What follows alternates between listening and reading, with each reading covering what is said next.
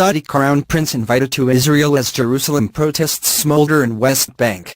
Israel's intelligence minister has extended an invitation to Saudi Arabia's powerful Crown Prince, Mohammed bin Salman, to visit the country as fallout from the US's decision to recognize Jerusalem as the capital of the Jewish state continues to reverberate around the world. Israel Katz made the remark in an interview with Saudi-owned Arabic news website Alaf, his spokesperson said on Thursday, but the call was not included in the published interview for unknown reasons. He said that he asks King Salman to invite Prime Minister Benjamin Netanyahu officially to Riyadh, and he asks MBS, Mohammed bin Salman, the son, to come and visit Israel, Representative Arye Shalicar said.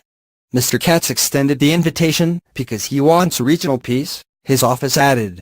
Saudi Arabia and Israel do not have diplomatic relations. United by their common foe of Iran, however, in recent months the relationship appears to be warming. Riyadh has also been a key broker in the Trump administration's efforts to restart peace talks between Israel and the Palestinians. Last month, former Israeli Defense Minister Yaakov Nagal claimed that the kingdom is willing to accept almost any kind of Israeli-Palestinian peace deal and had stopped giving a damn about the Palestinian cause as long as it can present a united front against Iran.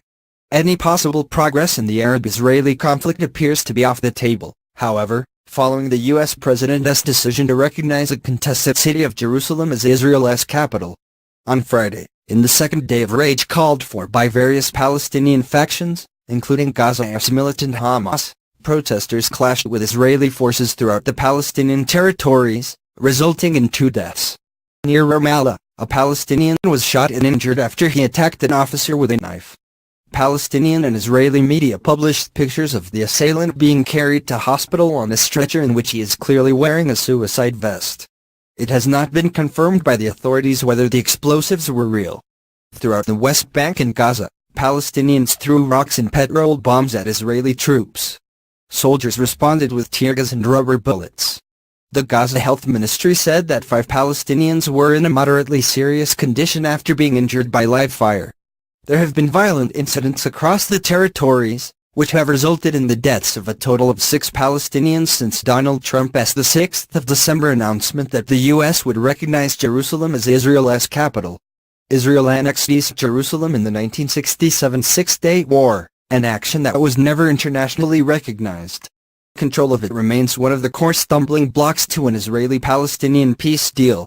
Like many presidential hopefuls before him, on the campaign trail Mr. Trump promised to recognize Jerusalem as Israel's capital and to relocate the U.S. embassy there from Tel Aviv.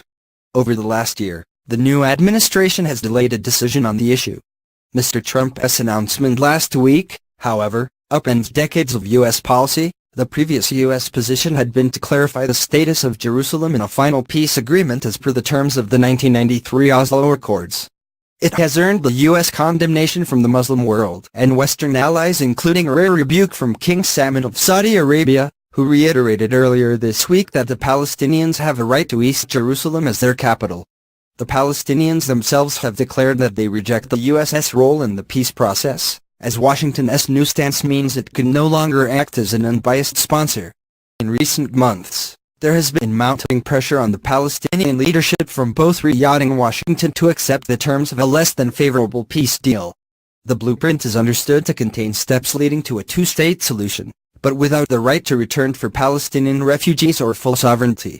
An impasse in talks thanks to the Palestinian rejection of the U.S. would complicate Washington's efforts to get Saudi Arabia and other Arab states to unite with the U.S. and Israel against Iran. Many states were already reluctant to get too close to the Israelis without progress on the Palestinian issue, and will need far more convincing now. Mr. Trump has said his decision to recognize Jerusalem as Israeli merely reflects the reality that Jerusalem already serves as Israel's capital, and all other issues surrounding control of the city are up to the 2 parties to decide.